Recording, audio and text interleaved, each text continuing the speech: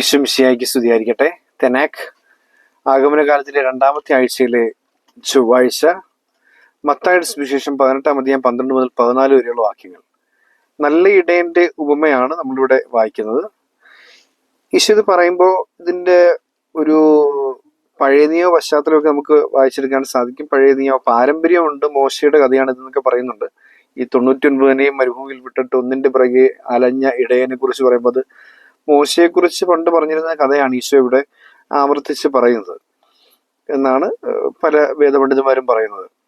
അതൊരു ദൈവത്തിന്റെ ഇടപെടല്, ദൈവികമായ ഒരു ഇടപെടല് വ്യക്തമാക്കാൻ വേണ്ടി മോശയുടെ ഒരു സംഭവത്തിലൂടെ ദൈവം സംസാരിക്കുകയായിരുന്നു. അത് ഈശോ എടുത്തു പറഞ്ഞിട്ട് ആ മോശ അവതരിപ്പിച്ച, അല്ലെങ്കിൽ മോശ മുൻകൂട്ടി നിങ്ങളുടെ മുമ്പിൽ അവതരിപ്പിച്ച പറഞ്ഞു തന്ന ആ ഇടയൻ അത് ഞാനാണ് എന്ന് പറയുന്ന രീതിയിലാണ് ഈശോ ഈ സുവിശേഷം പറയുന്നത്.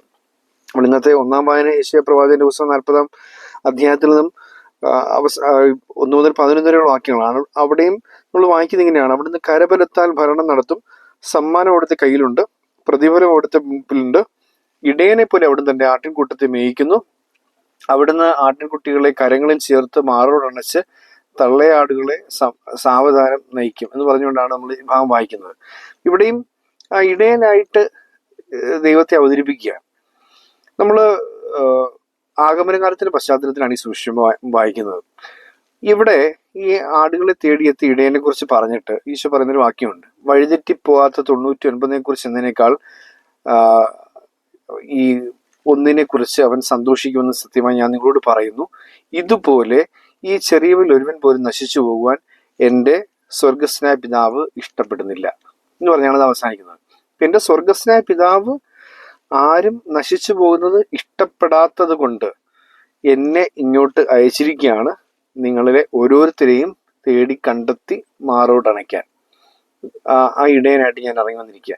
ഈ 99 പേര് രക്ഷിക്കപ്പെട്ടവര് സ്വർഗത്തുണ്ട്. അപ്പോൾ രക്ഷിക്കപ്പെടാത്ത വഴിതെറ്റിപ്പോയ ഒന്ന് എന്ന് പറയുന്നത് നമ്മൾ ഓരോരുത്തരെയും സംബന്ധിച്ച്, ഈ സുവിശേഷം വായിക്കുന്ന എന്നെ സംബന്ധിച്ചിടത്തോളം ആ ഒരാട് ഞാനാണ്. എന്നെ കേൾക്കുന്ന നിങ്ങൾ ഓരോരുത്തരും ആ ഒരാട് താനാണ് എന്ന് ബോധ്യത്തിൽ വേണം ഇത് കേൾക്കാനായിട്ട്. അപ്പൊ ഈശോ പറയാണ്, നിന്നെ തേടിയാണ് ഞാൻ സ്വർഗം വിട്ട് ഭൂമിയിൽ കടന്നു വന്നത്. ഞാൻ ആ പുൽക്കൂട്ടിൽ മനുഷ്യനായി അവതരിച്ചത് നീ ഒരാളെ തേടിയാണ്, നിന്നെ തേടിയാണ് ഞാൻ വന്നിരിക്കുന്നത്. വീണ്ടും വീണ്ടും അൾത്താരയിൽ ദിവ്യകാരുണ്യമായി ഞാൻ വന്നുകൊണ്ടിരിക്കുന്നത് നിന്നെ തേടിയാണ്. ഈശോ ഓർമ്മിപ്പിക്കുക. ഈശോ ഒരു വളരെ പേഴ്സണൽ ആയിട്ടുള്ള ഇടപെടലാണ്, ഒരു വളരെ വ്യക്തിപരമായി ഈശോ ഇടപെടുന്നു എന്നുള്ളതാണ് നമുക്കിവിടെ വായിച്ചെടുക്കാൻ സാധിക്കുക. ഒരുപാട് മനുഷ്യര് ഈ ഭൂമുഖത്തുണ്ട്. എന്നെക്കാൾ പാപികളെന്ന് ചിന്തിക്കുന്നതുണ്ട്, എന്നെക്കാൾ പരിശുദ്ധനായവരുണ്ട്. അവരൊക്കെ എന്തോ ആയിക്കോട്ടെ, പക്ഷേ ഞാൻ എന്ന പാപിയെ തേടിയാണ് ഈശോ വന്നിരിക്കുന്നത് എന്ന കൃത്യമായൊരു ബോധ്യം നമുക്കുണ്ടാവണം. എന്നെ പണ്ട് പറയുന്നത് വളരെ ഒരു കാലത്ത് വളരെ വൈറലായിരുന്ന, വളരെ ഫേമസ് ആയിരുന്ന പാട്ട്, എന്നെ തേടി വന്ന യേശുനാഥൻ കൈപിടിച്ചുയർത്തി എന്നൊക്കെ പറഞ്ഞ പാട്ട്. നമ്മൾ ഓർക്കേണ്ടത്, ഈശോ വ്യക്തിപരമായി കടന്നു വന്ന് എൻ്റെ കാര്യത്തിൽ ഇടപെട്ട് എൻ്റെ പുറകെ വന്ന് എന്നെ തിരികെ പിടിച്ച് എൻ്റെ മുറിവുകൾ വെച്ച് കെട്ടി എന്നെ ആശ്വസിപ്പിച്ച് എനിക്ക് ജലവും ഭക്ഷണവും നൽകി എന്നെ മാറോട് ചേർത്ത് പിടിച്ച് ഞാൻ നിന്നെ സ്നേഹിക്കുന്നുണ്ടെന്ന് പറയുന്ന ഒരു ഇടയൻ എനിക്കുണ്ട് എന്ന ബോധ്യമാണ് ഈ ക്രിസ്മസിലേക്ക് നമ്മൾ നയിക്കേണ്ടത്. ഈ ക്രിസ്മസ് നമ്മൾ ഓർക്കുന്നതാണ്, ഒരിക്കൽ ചരിത്രത്തിൽ ഈശോ അവതരിച്ചത് എന്നെ തേടി തന്നെയാണ്. അന്ന് പാലസ്തീനയിലുണ്ടായിരുന്ന മനുഷ്യരെ തേടിയാണ് ഈശോ വന്നത് എന്നല്ല. അതിനുശേഷം ഇന്നോളം ഇപ്പം ജീവിച്ചിരിക്കുന്ന എന്നെ തേടി കൂടിയാണ് ഈശോ വന്നത്. അപ്പോൾ ഇത് ഈ കാലാകാലമായിട്ട് ഓരോ മനുഷ്യനും അവകാശപ്പെടാൻ സാധിക്കുന്നൊരു വസ്തുതയാണ്. മാത്രമല്ല, ഇങ്ങനെ അങ്ങനെ ഒരിക്കൽ ചരിത്രത്തിൽ അവതരിച്ച ഈശോയെ കുറിച്ച് മാത്രമല്ല നമ്മളിത് കാണേണ്ടത്. ഓരോ ദിവസവും ഓരോ പള്ളികളിലും, എൻ്റെ പരിസരത്തുള്ള ഒരു പള്ളിയിൽ അൾത്താരയിൽ ഒരു കുർബാനയായി അവൻ എന്നെ തേടിയിരിപ്പുണ്ട്. നമ്മൾ സാധാരണ പറയാറുണ്ട്, ഓരോ അരിമണിയിലും അത് ഭക്ഷിക്കേണ്ടവരുടെ പേര് രേഖപ്പെടുത്തിയിട്ടുണ്ടെന്നൊക്കെ പറയാറുണ്ടല്ലോ. എന്ന് പറഞ്ഞ പോലെ ഒരു അൾത്താരയിൽ വിളമ്പപ്പെടുന്ന കുർബാനയിൽ ഒരു കുർബാനയിൽ ഈശോ എന്നെ കാത്തിരിക്കുക, ഞാൻ പോയിട്ടില്ല, കുർബാന സ്വീകരിച്ചിട്ടില്ല എന്നുണ്ടെങ്കിൽ അത് മടങ്ങി സക്രാരിയിലേക്ക് പോകുന്നു, സക്രാരിയിൽ വീണ്ടും അത് സൂക്ഷിച്ചു വെക്കുന്നു. പക്ഷെ ഓർക്കണം, ആ സക്രാരിക്കകത്ത് പിന്നെയും അവൻ എന്നെ കാത്തുനിരിക്കുകയാണ്. നാളെയും വീണ്ടും അത് അൾത്താരയിലേക്ക് കൊണ്ടുവരും, എന്നെ കാത്ത് ഈശോടിരിപ്പുണ്ട്.